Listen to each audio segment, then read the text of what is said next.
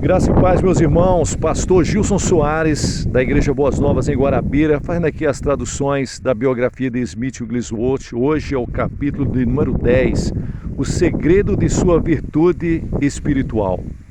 Você que acompanha o nosso canal, se inscreva, compartilhe, dê o seu like, ative o sininho para receber mais notificações.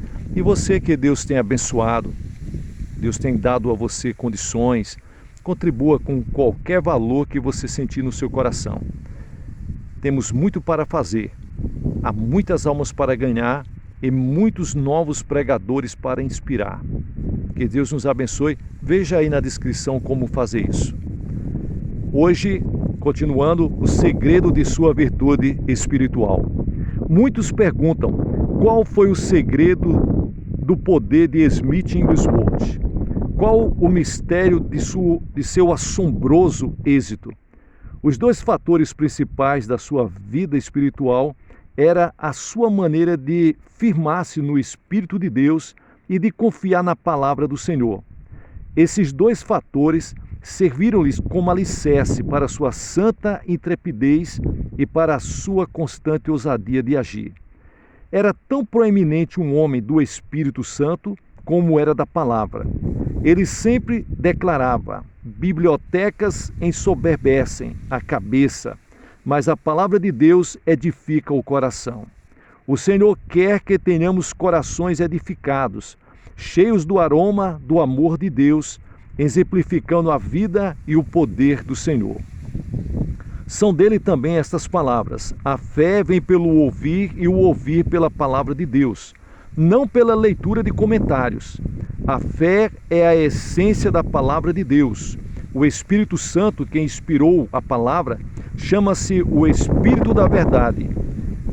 Ao recebermos o Espírito Santo com mansidão, a palavra implantada em nós, a fé nasce em nossos corações. A fé no sacrifício vicário de Cristo. A fé no sacrifício do Calvário. Fé no sangue derramado de Jesus. Fé no fato de Ele tomar sobre si as nossas fraquezas, que levou as nossas doenças e carregou com as nossas dores, enfermidades e doenças. E que Ele traz para nós hoje a nova vida do Espírito. A palavra de Deus é viva e eficaz, e nesse tesouro encontra-se-á a vida eterna. Se te mostrares pronto a confiar nesse maravilhoso Senhor da vida, acharás nele tudo de que careças. Smith Wigglesworth frequentemente dizia: nunca li outro livro além da Bíblia. Certo homem o censurou dizendo: como pode esse homem dizer que nunca leu um livro senão a Bíblia quando ele mesmo escreveu um livro? Pois o anúncio do seu livro Fé Sempre Crescente encontra-se no Pentecostal Evangel. Mas Smith Wigglesworth não escreveu esse livro. Quando visitou Springfield, Missouri, no ano de 1923, na manhã falou aos alunos do Central Bible Institute e para a noite pregou para os grandes auditórios da convenção. Seus discursos foram reproduzidos e foram colocados à disposição do pessoal através da revista Pentecostal Evangel e depois publicados em forma de livro. Smith Wigglesworth nem leu o manuscrito. Reconhecemos que há imperfeições nesse livro, contudo Deus o aceitou e o usou como uma bênção para a salvação e cura de muitas pessoas em todo o mundo. Foi ordenado a Ezequiel: abre a tua boca e come o que eu te dou. Ele nos diz: então vi, e eis que uma mão se estendia para mim, e eis que nela estava um rolo de livro. O Senhor mandou: come o que achares, come este rolo, e vai. Fala para a casa de Israel. O profeta diz: então abri a boca e me deu a comer o rolo.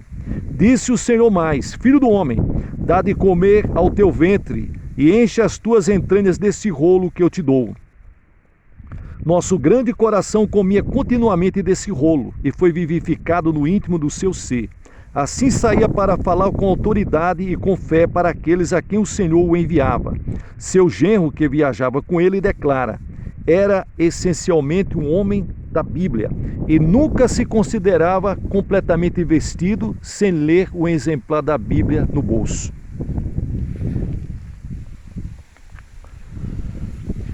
não somente levava o exemplar do livro sagrado no bolso, mas também a usava constantemente. Enquanto outros liam romance ou jornais nos trens, ele lia a Bíblia.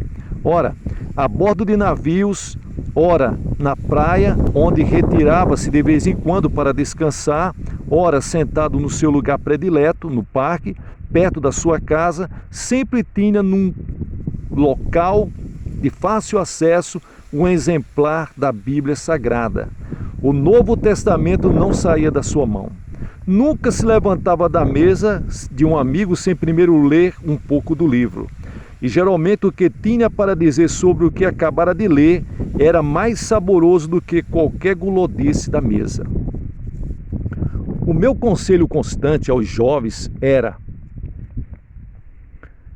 enchei-vos não somente a vossa cabeça, mas enchei os vossos corações da Escritura Sagrada. Decorai passagens da palavra, junto com o nome do livro, capítulo e versículo, para recitar corretamente as Escrituras nos discursos ao ar livre. Ao fazer isso, a palavra ela será como semente em vosso coração, a qual o Espírito Santo fará nascer. Ele levará repetidamente a lembrança, o Espírito Santo vos fará lembrar aquilo que decorardes. Deveis permanecer tão ensopados da palavra de Deus, tão cheios dela, a ponto de servirdes como epístolas vivas, conhecidas e lidas por todos os homens. Os crentes são fortes somente na proporção em que a palavra de Deus permanecer neles. A palavra de Deus é espírito e é vida aos que recebem ela com simplicidade. É fé, vivifica todos e arde no coração e traz forte influência. Conhecei o livro, vivei o livro, crede no livro e obedecei ao livro. Entesourai a palavra de Deus no vosso coração. Ela salvará a vossa alma, vivificará o vosso corpo e iluminará a vossa mente. A palavra de Deus é completa e final, infalível, prática e moderna. Nossa atitude para com ela deve ser obedecer-lhes sem vacilar. Se alguma coisa se encontra na Bíblia é verdadeira, não é para orar acerca de tal coisa, mas recebê-la e praticá-la. A inatividade da fé é uma ladra que nos rouba a bênção. Só se consegue aumentar capital e conhecimento empregando o que possuímos e o que sabemos. Nossa vida deve crescer de fé em fé.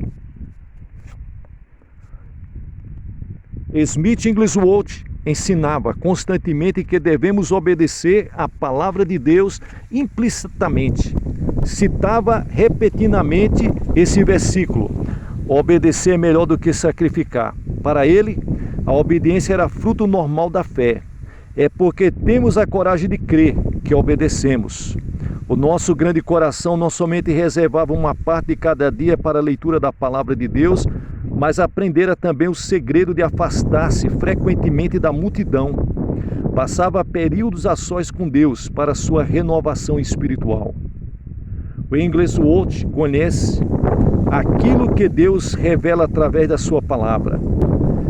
O Wigglesworth conheceu certo ministro espiritual que visitou a Inglaterra e que reconhecia a presença de Deus em grau extraordinário.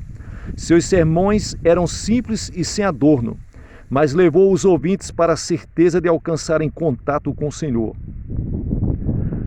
Muitos crentes fervorosos queriam saber qual o mistério de seu poder, mas ele evitava responder-lhes sobre o assunto. Contudo, o Senhor mostrou-lhes, no orar acerca do assunto, que devia revelar aos crentes e que eles desejaram saber acerca do segredo do seu ministério espiritualmente, que era um ministério profundo. Então ele declarou: faz muitos anos que o Espírito de Deus começou a falar comigo, mas achava-me demasiadamente atarefado para ouvir a sua voz. Ele persistiu até que, por fim, ao ouvir sua voz, acostumei-me a afastar-me dos meus semelhantes para saber o que Deus, o Senhor, queria me dizer. Passei a obedecer à sua insistência até que agora, ao sentir o menor sopro do seu espírito, me afasto de todos e de tudo, para conhecer a sua palavra e obedecê-la. Smith Wigglesworth Percebeu então a visão desse fervoroso ministro, com a palavra de Deus na mão, sabia a maneira de ficar inteiramente a sós com Deus, mesmo estando entre qualquer grupo ou ajuntamento de pessoas. Pode ser que o irmão Inglesworth haja tomado emprestado esse segredo, mas o fato é que o mesmo está ao alcance de todos os crentes consagrados a Deus. Certo dia, em viagem de trem, uma senhora e sua filha caíram doentes. O irmão Inglesworth disse que tinha um remédio na pasta para qualquer mal, um remédio que jamais falhara, nem nos casos mais graves, se fosse tomado segundo as instruções. Falou do bom remédio na sua pasta até que, por fim, elas lhes rogaram que lhes desse esse maravilhoso medicamento. Abriu a pasta, retirou sua Bíblia e leu: Eu sou o Senhor que te sara. Orou pedindo que tivessem fé nesse maravilhoso médico. As duas senhoras não tardaram muito e se declararam curadas. Certa vez, na cidade de Cardiff, Gales, orou por uma senhora que fora curada instantaneamente. Ela assistiu ao culto seguinte e testificou com grande gozo de tudo que o Senhor lhe concedera. Expressou o desejo de espalhar a mesma verdade que era para ela uma grande bênção, pedindo ao nosso grande coração alguns tratados. Mas o evangelista respondeu: Os melhores tratados que conheço sobre a cura divina são os evangelhos de Mateus, Marcos, Lucas e João. Eles estão cheios das narrativas de incidentes do poder e da obra de Jesus Cristo. Ele é o mesmo ontem, hoje e para sempre. Não existem melhores tratados. Outra vez, orou por um jovem que se achava doente. Depois de ele orar, o rapaz lhes disse: Irmão, quero firmar-me em uma promessa. O Inglesworth colocou uma Bíblia diante dele no chão e disse ao moço: Firme-se nesse livro. Depois do rapaz ficar em pé sobre a Bíblia, o Inglesworth disse o seguinte: Agora está firmado. Você está firmado em um grande monte de promessa. Creia em cada uma delas. Antes do ano de 1907, ano em que recebeu o batismo pentecostal, o Espírito Santo já era constantemente um grande fator na sua experiência e ministério. Mas com o batismo no Espírito Santo começou uma nova época na sua vida. Confiava implicitamente no Espírito Santo em todas as fases de seu trabalho. Era seu alvo viver constantemente no Espírito e andar sempre pela direção do Espírito. O dom de línguas era-lhes um tesouro de preço incalculável. Em várias vezes por dia, derramava seu coração em amor e adoração a Deus, não nas línguas profanas da terra, mas na língua de amor, dada por Deus por intermédio do Espírito Santo. Sempre achava o fato de falar em línguas uma fonte de edificação espiritual. Praticava a escritura que se achava em Judas, versículo 20. Amados, edificando-vos na fé santíssima, orando no Espírito. Era praticamente também da demonstração, com toda oração e súplica, orando em todo o tempo no Espírito, e para isto vigiando com toda perseverança e súplica por todos os santos. Efésios capítulo 6 e o versículo de número 18. Tiago Salter escreveu o seguinte acerca da sua pregação: Quantas vezes Smith Inglesworth, falando figuradamente, edificou o altar de Deus e preparou-o para oferecer o holocausto, e o Senhor enviou fogo e consumiu a oferta, consumando assim seus esforços.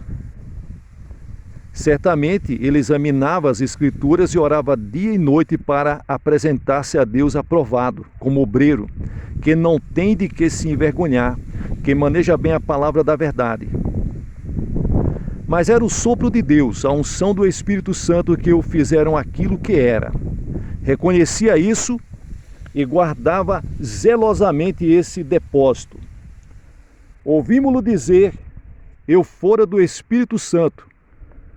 Eu sou do Espírito Santo e serei sempre do Espírito Santo. Eu sem o Espírito Santo não sou nada, e certamente não era.